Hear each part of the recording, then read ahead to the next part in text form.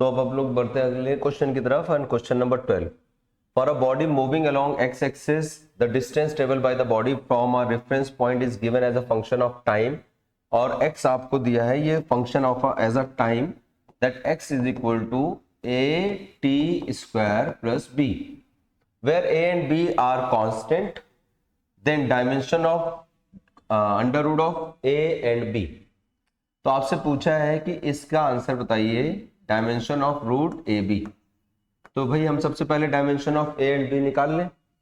तो आपको मालूम है कि होमोजेनिटी क्या कहती है कि dimension of left hand side is equal to dimension of right hand side. और साथ में आपको ये भी पता है कि दो फंडामेंटल या दो क्वांटिटीज तभी जुड़ सकती है जब उनकी आपस में डायमेंशन सेम हो। इसका मतलब इसकी डायमेंशन ए स्क्वायर की डायमेंशन के बराबर बराबर इसकी डायमेंशन बी के बराबर। अब the dimension of x is metre, because ये लेंथ है। किसको बता रहा है इसने बेटा? डिस्प्लेसमेंट बोला है ना इसने, distance. So it is L. So this can be written as A T square equal to dimension of B. तो यहां से कंक्लूजन ये निकलता है dimension of B equal to dimension of L. अब यहां से आ जाओ, ठीक है, एक तो ये हो गया। दूसरा है हमारा ए टी स्क्वायर की जो डायमेंशन है that is equal to of dimension of L. तो इसका मतलब यहां से क्या निकलेगा कि a की dimension is equal to l की डायमेंशन अपॉन t की डायमेंशन। t की डायमेंशन इज टी स्क्वायर। जब नीचे जाएगा तो ये कितना बचा? It is L T minus two. ठीक है, तो अब यहां से हम लोग ये निकाल सकते हैं dimension of under root of A and B. तो dimension of under root of A की डायमेंशन, अच्छा इसको हम लोग पहले कैसे लिख लें? स्क्वायर रूट हटा लें, तो इसको हम लोग लिख सकते हैं ए बी पावर 1/2। ए की जो डायमेंशन है this is your L T minus two, ठीक है, और बी की जो डायमेंशन है वो एल है, तो इसको हम लोग एल लिखते हैं। तो दिस इज 1/2, तो इसको हम लोग लिख सकते हैं L square T minus to and this is your 1/2। तो 1/2 से जब अंदर मल्टीप्लाई हो जाएगा इसकी पावर्स में, तो it will be L1 t minus 1. So this is the dimension of under root of AB. This is the dimension of speed, है ना? LT minus 1 is the dimension of speed. तो answer is A. Moving to the question number 13. A wave is represented by equation y is equal to A sin AT minus BX plus C. देखो y is equal to क्या दिया आपको? A sin AT minus B X plus C, है ना? तो आपको ये तो मालूम है कि जो भी फंडा, जो भी क्वांटिटी किसके साथ लिखी होती है हमारी ट्रिग्नोमेट्रिक फंक्शन के साथ, वो पूरी की पूरी क्या होती है आपकी? डायमेंशनलेस। तो this is your dimensionless quantity. ठीक है, तो कह रहा A B C are the constant. तो dimensions of A B C बतानी है आपको, बहुत सिंपल है चीज। और साथ साथ आपको मालूम है क्योंकि ये क्वांटिटी इसके साथ जुड़ रही है और ये क्वांटिटी इसके साथ जुड़ रही है, तो सबसे इंपॉर्टेंट है कि जो दो चीजें आपस में जुड़ती हैं या घटती हैं, ऐड होती हैं या सब्ट्रैक्ट होती हैं, उनकी डायमेंशन मस्ट बी सेम। तो हम लोग यहां पर क्या बोलते हैं कि dimension of A T must be equal to of dimension of B X must be equal to of the dimension of C. और इस पूरी की आपको मालूम है ये कैसा है? Dimensionless. So this is your M0 L0 T0। तो यहां से सीधा पता चल गया कि C की डायमेंशन क्या हो गई? M0 L0 और T0। ठीक है, तो M0 L0 और T0, यहां पर कुछ करेक्शन है बच्चों, ये T होना चाहिए, ठीक है, MLT, तो ये T होगा, ठीक है ना? चलो अब देखो इसके आगे हम लोग बात कर रहे हैं, तो अब हम लोग यहां से लिख सकते हैं कि AT की जो डायमेंशन है this is M0 L0 and T0। तो A की डायमेंशन क्या हो जाएगी? M0 L0 T0 upon T. So this is your M0 L0 T minus 1. So this is simply T minus 1. ठीक है, इसी तरह से इसको और इसको कंपेयर करेंगे तो dimension of BX is equal to M0 L0 T0. So dimension of B can be written as M0 L0 T0 upon dimension of X, that is L. So this is nothing but it is M0 L minus 1 T0. So this is L minus 1. सो सी की तो हमें पास है ये सब कुछ 0, m0, l0 and t0। तो देख बड़ा कह रहा है ए बी सी की बताना है, ए पहले बी बाद में लास्ट में सी, तो सी के लिए आपके पास आ गया m0 l0 t0। तो m0 l0 t0, ए की डायमेंशन आई है t-1, ए की डायमेंशन t-1, तो इसमें भी है इसमें भी है। अब लास्ट में बचा बी, तो बी के हिसाब से l-1, तो l-1, तो करेक्ट आंसर इज बी। ठीक है। Question number 14, if y represent distance and x represent time, then the dimension of d square y upon dx square। तो ये क्या होता है आपका d2y upon dx square, है ना। इसको क्या कहते हैं आप, second derivative. This is the second derivative of distance with respect to time, distance with respect to time, so this can be written as d by dx into dy by dx, है ना, ऐसे ही लिखते हैं इसको। तो इसका मतलब this is the second derivative of, it is the second derivative of the distance with respect to time. ठीक है। अब आपको मालूम है इसने क्या बोला, ये है distance and this is your time. और आप ध्यान से देखें तो ये भी क्या है, time. It is nothing but is a derivative.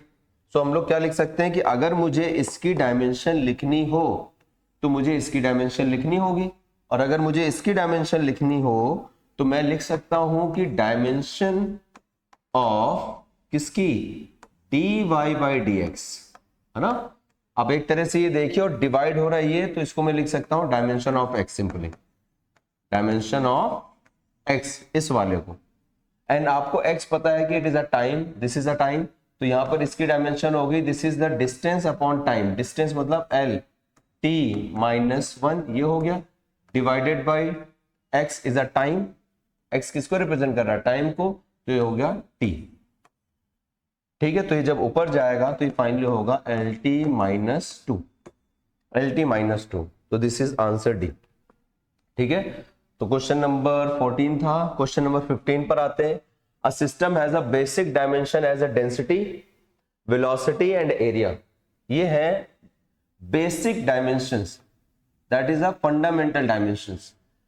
The dimensional representation of force in this system, as you know very well कि अगर हम फंडामेंटल क्वांटिटी के अलावा किसी को भी बेस क्वांटिटी कंसीडर करते हैं तो जो भी ड्राइव क्वांटिटी होती है वो हमेशा बेस के डायरेक्टली प्रोपोर्शनल होती है उनकी डायमेंशंस के।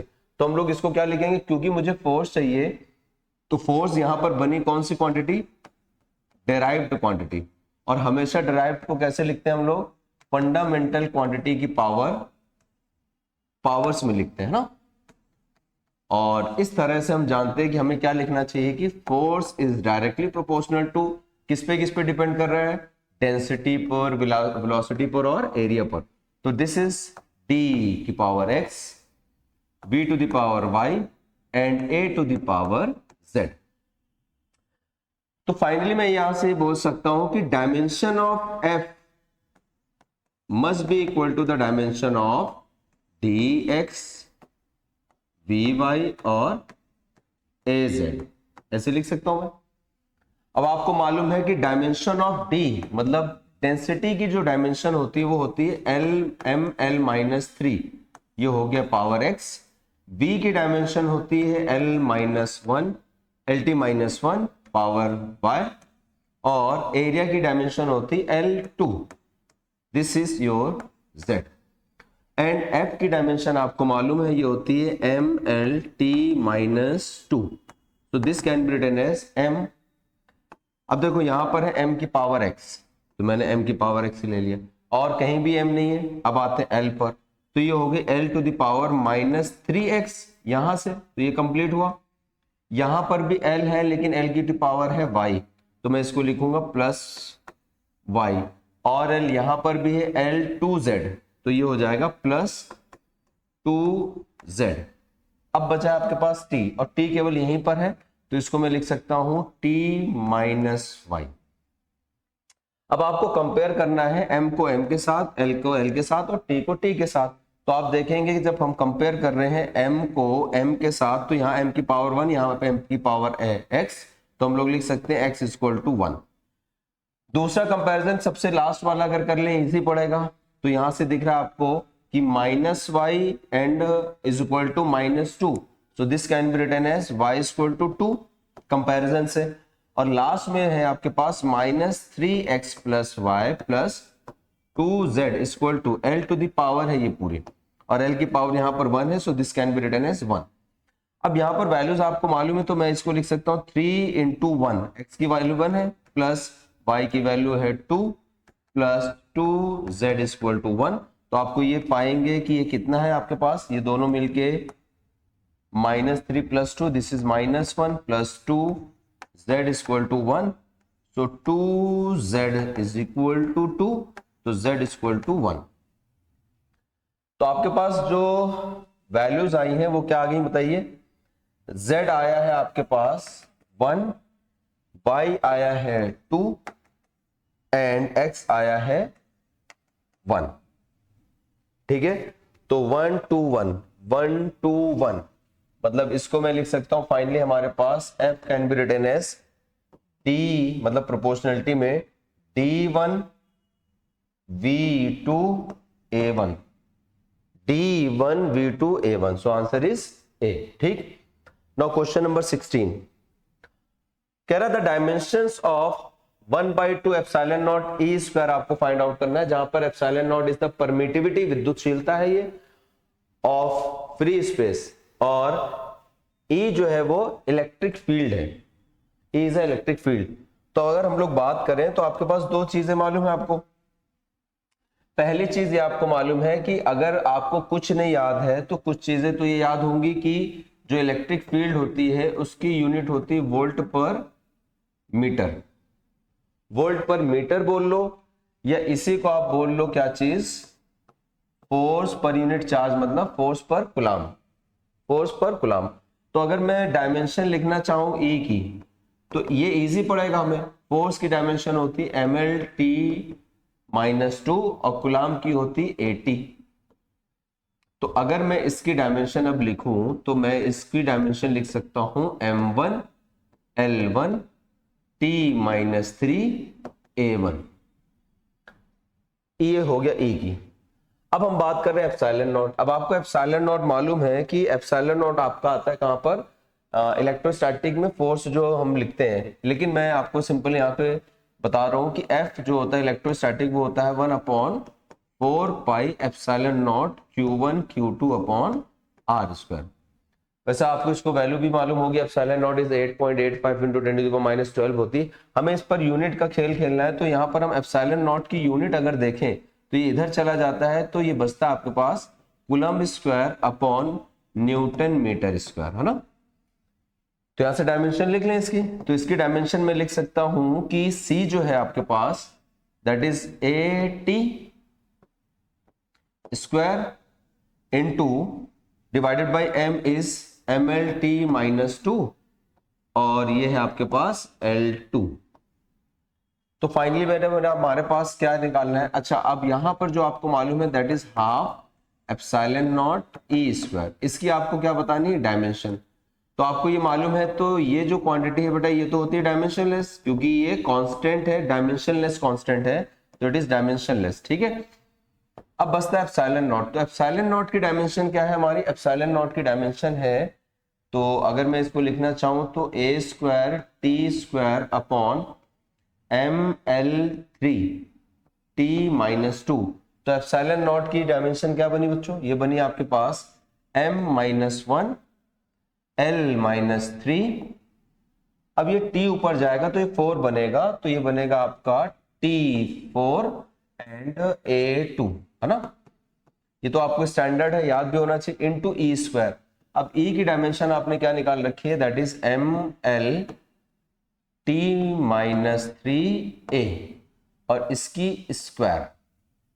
तो finally we can find the value that m, ये -1, ये 1 और 2 प्लस 2 l -3, और यहां से l है आपके पास 2, सो दिस इज +2।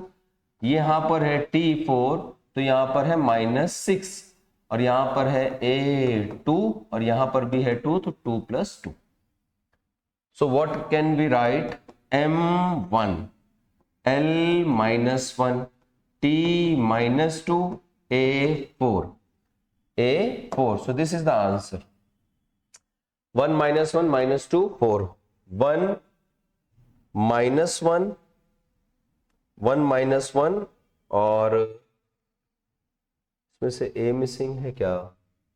एक बार क्रॉस चेक कर लें इसको. दिस इज योर A तो ऊपर गया तो सॉरी दिस इज -1 ना. This is -1, this is -1, this is -1. तो this is, if it is -1 so this is your -1, this is your -1. अगर ये -1 है तो ये भी बेटा आपके पास ये माइनस हो जाएगा, है ना. तो सॉरी, ये भी आपके पास माइनस हो जाएगा. So this will be minus and -2. तो A becomes 0. तो आंसर इज M1L -1 T -2. तो 1 minus 1 minus 2. 1 minus 1 minus 2. So answer is C. ठीक है. Now come to the question number 17. If force F, velocity V and the time are taken as fundamental, तो find the dimension of mass. इसका मतलब मास हमारा यहाँ पर क्या बन चुका है, यहाँ मास हमारी ड्राइव क्वांटिटी बन चुकी है. तो हम लोग क्या लिखेंगे, mass is directly proportional to these fundamental quantities, that is Fx, Vy and Tz.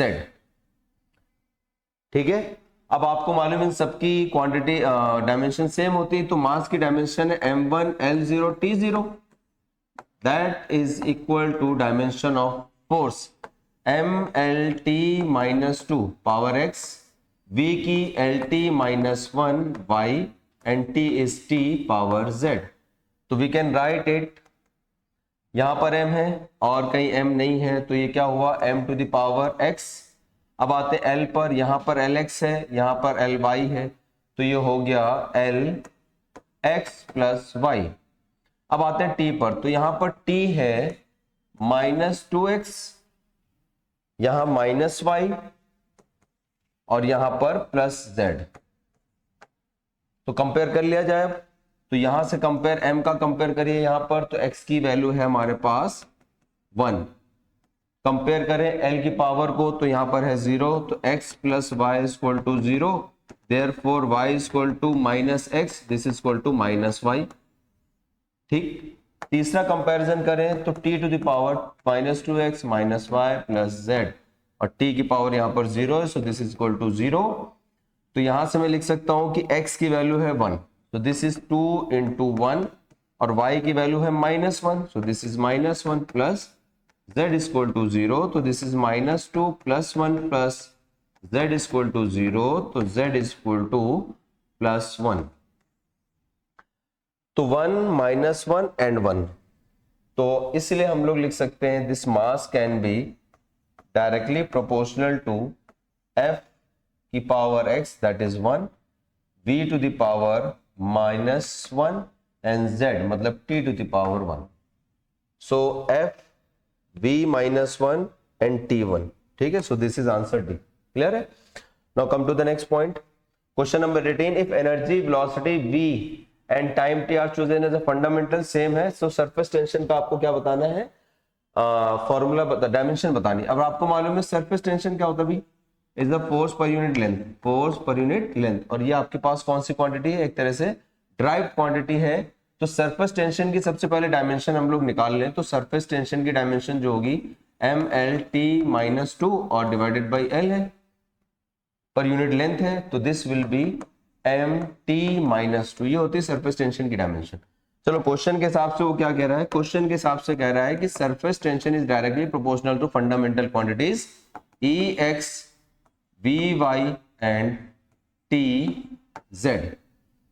तो सरफेस टेंशन की डायमेंशन है हमारे पास M1L0 T -2, है ना, is equal to the dimension of energy. Energy की डायमेंशन होती है ML2 T -2 power x into V की होती है LT -1 to the power y, और T की तो T है बेटा, T की पावर z. तो यहां से क्या निकला आपके पास M1L0 T -2. So this can be written as, यहां से बेटा m हो जाएगा m की पावर x, l यहां पर भी है यहां पर भी है, तो ये हो जाएगा L2x प्लस y यहाँ पर t है -2x, यहाँ पर t है -y प्लस z। कंपेयर करें तो कंपेयर करके मिलेगा x इक्वल टू 1 और 2x plus y is equal to 0, और क्योंकि x equal to 1 so this is 2 into 1 plus y equal to 0, तो y इक्वल टू -2। अब लास्ट में कंपेयर करेंगे तो हमारे पास आएगा 2x minus y plus z equal to -2 equal to -2। तो ये हो जाएगा -2, x की वैल्यू है 1, y की वैल्यू है -2 प्लस z इक्वल टू -2, तो -2 ये खत्म, तो ये हो जाएगा प्लस का 2 प्लस का z इक्वल टू 0, तो z इक्वल टू -2। तो I can write finally e p power 1, e की पावर 1, e की पावर 1, e की पावर 1, तो ये नहीं हो सकता है, ये हो सकता है, ये हो सकता है, ये हो सकता है, ठीक है। v to the power y, y की वैल्यू -2, ये नहीं हो सकता है, ये हो सकता है, ये भी हो सकता है, ठीक है। तो ये तो गलत हो गए दो ऑप्शंस। अब लास्ट में देखो z की पावर -2 है, तो z टू द पावर -2 मतलब t की टू पावर -2, ये तो क्रॉस हो गया था, t to the power -2 -2 and 1 -2 and -2, तो आंसर है आपका बी, ठीक है। अब आते हैं क्वेश्चन नंबर 19 पर। इफ डायमेंशन ऑफ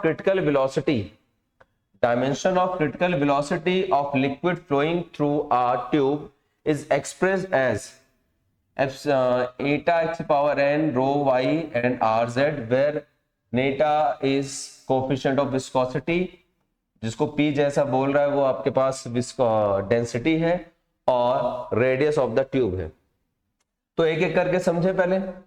अगर मैं आपसे बोलूं कि ये क्या है आपके पास, कोफिशिएंट ऑफ विस्कोसिटी की बात कर रहा है, तो कोफिशिएंट ऑफ विस्कोसिटी किसी में भी आता है, वहां से इसका फॉर्मूला ड्राइव कर लो।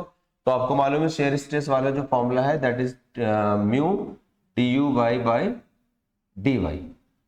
तो यहां से हम लोग म्यू, और ये इसकी यूनिट होती है newton per metre square, that is viscosity है ये mu, so this is DU metre per second upon ये क्या है आपके पास मीटर है, तो मीटर से मीटर कैंसिल आउट, तो म्यू की जो यूनिट है आपके पास दैट इज न्यूटन सेकेंड पर मीटर स्क्वायर, ठीक है। तो ये इसमें हम लोग को इसने कोफिशिएंट ऑफ विस्कोसिटी को इस सिंबल ईटा से दर्शाया है, ठीक है। तो इसको हम लोग लिख ले रहे हैं ईटा। तो इसका मतलब इसकी जो ईटा की डायमेंशन है हमारे पास वो हो जाएगी, बताओ ये क्या होगा, mlt-2, ये s का t और ये L2, तो क्या बन जाएगा m1 L-1 t, L ऊपर जाएगा और t-1 ml-1 t-1। फिर से देखो mlt-2 और सेकेंड का t और लेंथ है तो L स्क्वायर, तो m तो 1 रहा, L ऊपर जाएगा तो -1 हो जाएगा और -2 हो जाएगा, तो 1 - 2 is -1 and t-2 and +1 this is -1, ठीक है। दूसरी चीज हमारे पास क्या है बच्चों, डेंसिटी। चलो डेंसिटी को देख लो। अब डेंसिटी की जो हमारे पास उसने रिप्रेजेंट किया है वो रो है, और इसकी डायमेंशन आपको पता है, इसकी डायमेंशन होती है ml-3, है ना। अब एक चीज बची है रेडियस, तो रेडियस की जो डायमेंशन होती है वो होती है केवल L। तो हमारे पास जो हमसे पूछा गया है value of x, y and z, और आपसे कह रहा है जो क्रिटिकल वेलोसिटी है, क्रिटिकल वेलोसिटी की जो डायमेंशन होती है वो वेलोसिटी ही होती है, LT-1 होता है। तो चलो मैं अब इसको क्या लिख सकता हूं बच्चों, इसको अब हम लोग ऐसे लिख सकते हैं कि critical velocity is a function of x, बोला ही उसने, रो y एंड r z, तो इन सबकी डायमेंशन सेम होनी चाहिए। तो आपने बोला LT-1, तो बेहतर है कि इसको कंपेयर करने के लिए मैं क्या लिखूं, m0 LT-1 is equal to eta viscosity, coefficient of viscosity that is m1 L1 and t-1 की पावर x, और रो में अभी आपने निकाला है कि ml-3 पावर y, और r होता है आपके पास l to the power z। तो यहां से फाइनल कंक्लूजन आप लिख सकते हैं m0 L1 t-1 that can be written as m, पकड़ो यहां से, यहां पर भी m है, यहां पर भी m है, तो ये m की पावर x, तो हो जाएगा mx, यहां पर प्लस y है, खत्म, l बचा है, तो बेटा आप आ जाओ l के पास यहाँ है माइनस x, ठीक है ना, तो l खत्म, यहां से l उठाइए अब, तो ये हो जाएगा l minus 3y, minus 3y है यहाँ पर, और फिर यहां पर भी l है और वो है प्लस का z, तो ये l खत्म, अब बचा t, तो t की पावर यहां पर है केवल माइनस x। तो कंपेयर कर लिया जाए, तो कंपेयर करके आपको पता चलेगा कि भाई m ये है, t वाला t है, और ये है, तो पहले लास्ट के कंपेयर कर ले, तो सबसे पहले लास्ट का कंपेयर करें तो हमें पता चला है कि x इज इक्वल टू 1 आया है, क्योंकि माइनस एक्स माइनस 1 है, तो x इज इक्वल टू 1। इनको कंपेयर करो तो x plus y is equal to 0 आया है, तो y is equal to x, y is equal to minus x आया है, और x इज इक्वल टू 1 है, तो दिस इज माइनस 1 आया है। तो अब इसको कंपेयर करिए, तो minus x minus 3y plus z is equal to, ये है l, तो l की पावर है 1। अब वैल्यूज रख लें, तो ये है माइनस 1, ये है minus 3 into minus 1 plus z is equal to 1, तो बेटा ये हो जाएगा हमारे पास ये माइनस माइनस प्लस, तो 1 plus 3 and plus z is equal to 1, तो यहां से हो जाएगा z is equal to 2 minus 3 that is minus 1, तो minus 1 and 1, 1 minus 1 and minus 1, ठीक है, so answer is B. Clear है यहां तक, तो 1 माइनस 1